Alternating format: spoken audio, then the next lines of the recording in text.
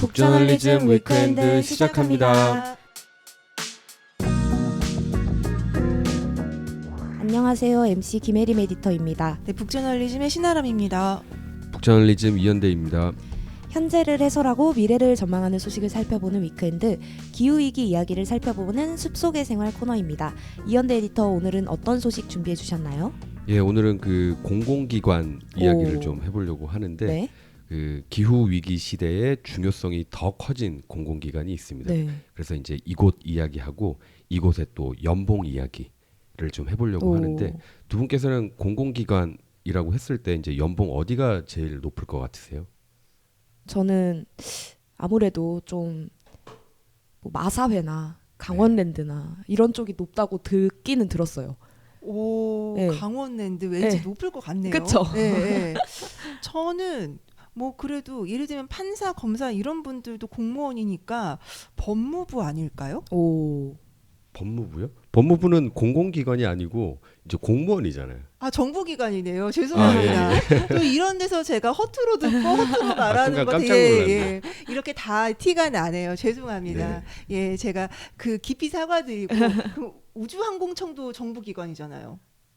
정부기관이죠. 근데 이제 저희가 오늘 말하고자 하는 건 공공기관. 잘못했습니다. 네, 어딘가요? 어딘지 궁금합니다. 네, 우선은 이제 저희가 제일 많이들 알고 있는 곳이 이제 은행권의 어떤 공공기관들을 많이 이야기하죠. 그래서 네네. 뭐 산업은행이다, 뭐 중소기업은행이다, 그리고 또 왜 한전, 가스공사 이런 데도 그쵸. 좀 상위권에 오르는 그런 곳들인데, 이제 지난해 공공기관 연봉이 이제 정보가 공개가 됐는데, 네. 지난해 1위는 의외의 기관이 차지를 했습니다. 오. 지난해 공공기관의 일반 정규직의 평균 연봉이 7천만 원 정도인데, 네. 이제 산림청 산하에 한국치산기술협회라는 곳이 있어요. 네. 여기가 평균 연봉이 1억 1,701만 원으로 와. 1위를 차지했어요. 네. 그래서 아까 말씀드렸었던 산업은행 같은 경우가 1억 1,300만 원인데 거기를 제치고 이제 1위를 차지한 거죠. 한국치산기술협회, 이름만 들어서는 무엇을 하는 곳인지 잘 이 생각이 안 드는 곳인데 저 처음 들었거든요. 예, 그렇죠. 네. 이게 산림청 산하의 기타 공공기관인데요. 오. 올해 2월에 이제 공공기관으로 지정이 돼서 아직까지 이제 일반인들한테는 많이 알려지지 않은 기관이죠. 그렇군요.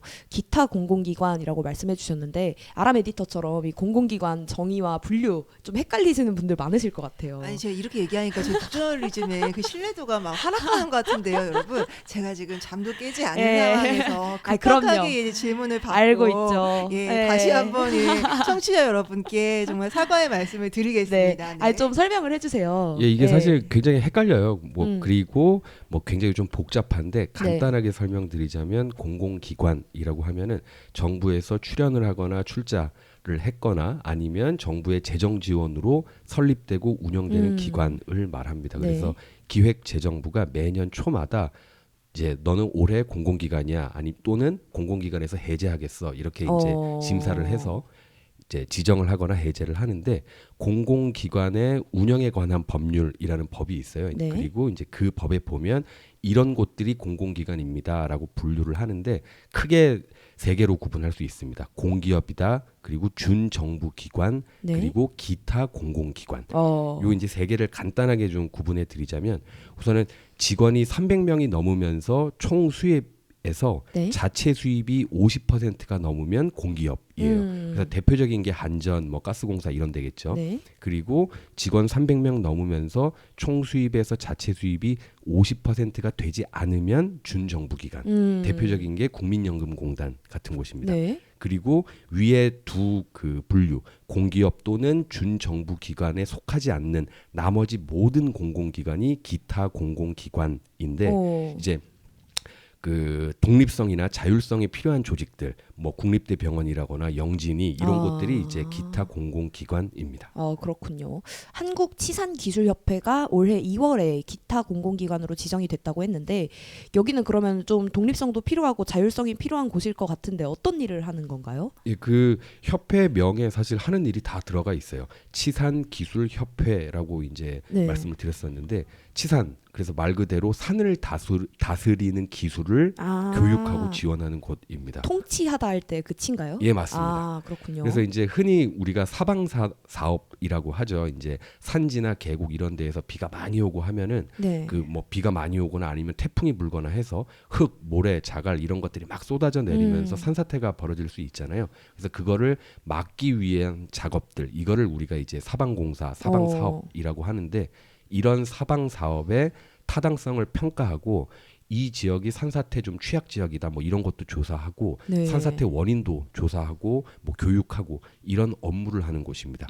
그래서 2008년에 사방협회라는 이름으로 이제 설립이 됐다가 몇 년 전에 그 치산기술협회로 이름이 바뀌면서 사방사업뿐만 아니라 이제 임도보건 타당성 평가 같은 일도 하고 있어요. 아, 이 숲 관련 용어가 어렵네요. 임도 보건은 뭐예요? 네, 좀 한자어가 많아서 그런데 굉장히 또 쉬운 한자어입니다. 임도라고 하면 말 그대로 숲의 길인 거죠. 그래서 이 임도라는 거는 산불이 났을 때 진가가 드러나는데, 이제 저희가 몇 년 전에 왜 강원도에서 아주 큰 불이 났었잖아요. 네. 그 당시에 임도가 있는 산과 임도가 없었던 산을 비교해 보면은 임도가 없었던 산은 막 8, 90%가 다 타버렸어요. 아이고. 그런데 임도가 있었던 산은 뭐 한 6, 7%밖에 안 탔죠. 아. 왜냐하면 그 임도를 통해서 소방차가 들어오고 그렇게 해서 물을 뿌릴 수 있는 거잖아요. 그 역할도 있었고 네. 또 길이 나 있다 보니까 산불이 거기서 잠깐 끊기는 거예요. 그러니까 자동적으로 방화선 역할을 하게 되는 거죠. 그렇군요. 그래서 이제 이런 임도가 잘 설치돼 있으면 뭐 산불 진압이나 이런 데에서 되게 효율적인데, 또 이뿐만 아니라 뭐 병해충 같은 것들 그리고 산사태 같은 것들도 임도가 또 막아줄 수 있는 역할도 네. 하고요. 그리고 임도가 잘 깔려 있으면 왜 저희 요즘에 이제 뭐 산림 휴양 이런 것들 많이 하잖아요. 네네. 그런 거에 있어서 접근성도 당연히 좋아지고요.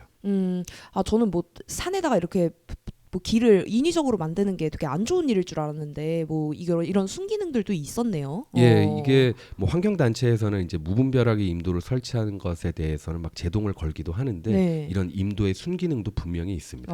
우리나라 임도는 좀 잘 깔려 있는 상황인가요? 그 산림청에서 발표한 자료를 보면은 우선은 우리나라 임도가 한 2만 3천 킬로미터 정도가 조성돼 있다라고 하는데, 이게 헥타르당 몇 미터냐라고 했을 때 4미터 정도 된다라고 네. 해요. 그런데 뭐 이제 유럽의 임업 선진국인 독일 이런 데는 막 50미터 돼 있거든요. 그리고 미국도 10미터고 일본도 20미터가 좀 넘고요. 네. 그래서 이제 그런 나라들에 비해서는 부족한 형편이라서 산림청에서도 이제 이런 대형 산불 같은 것들을 막기 위해서 앞으로 좀 임도를 적극적으로 깔겠다 뭐 이렇게 발표를 한 상황입니다. 그렇군요. 이런 뭐 임도 보건 사업까지 한다고 하니까 기후 위기 시대에 좀 그 치산 관리 협회가 정말 꼭 필요한 일을 하는 곳인 거는 분명한데, 연봉이 진짜 엄청난 것 같아요. 1억이 넘는 수준이면. 그렇죠. 네. 국내 공공기관 1위를 찍었는데, 그쵸. 이게 이제 2023년 그러니까 작년 연봉인 셈인데, 그 전까지만 해도 그렇게 연봉 수준이 높지는 않았어요. 네. 2021년에 보면은 직원 전체 평균이 6,400, 그리고 2022년에 7,900으로 좀 확 뛰죠. 그리고 2023년에 1억 1,700까지 이제 오른 건데, 이 1억 1,700의 세부 항목을 살펴보면 네. 그 중에 절반이 조금 넘는 6,279만 원이 네. 성과급이었습니다. 그래요? 그래서 이거는 이제 전체 직원의 평균인 거고, 신입사원 기준으로 한번 보자면 네네. 마찬가지로 몇 년 전에는 연봉 수준이 그렇게 높지 않았습니다. 뭐 2,800, 3,100, 3,300 이 정도로 이제 조금씩 올랐었는데, 네. 갑자기 작년에 신입사원도 연봉이 5,000이 됐어요. 어휴. 왜냐하면 성과급이 1,800이 넘게 나왔습니다. 야, 아니 성과급이 그 정도로 나온 거면은 엄청난 성과를 냈나 본데요. 예, 근데 이게 참 아이러니한 게 예. 치산기술협회가 성과를 내려면 산사태가 많이 나야 되는 거잖아요. 안 좋은 일이. 그렇죠.